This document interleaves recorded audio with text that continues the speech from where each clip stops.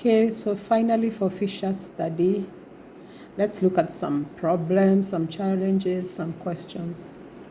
So the discussion questions are, if you are interested in the same phenomenon as Fisher, that is the NG variable among young children, how would you design an investigation so that you would be in a position to make much stronger claims than Fisher was able to make?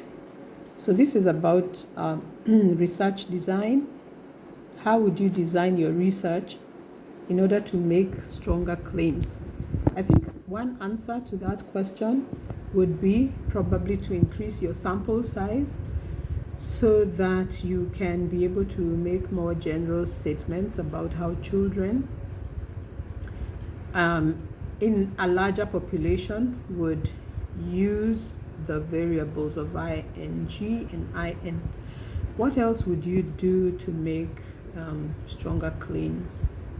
Number 2, what particular difficulties do you think there are in investigating children's language that do not exist in investigating adult language? How might you try to get around these difficulties?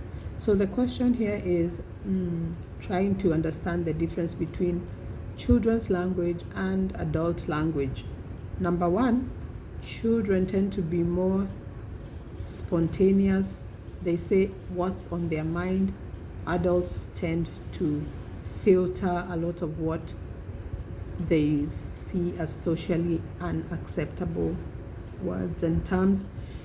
Children are also in the process of learning language, so theirs is mostly developmental. So difficulties would arise from those sorts of differences.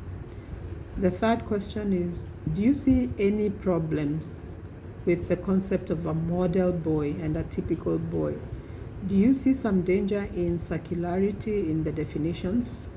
So first of all, the terms or the concepts model and typical tend to be subjective.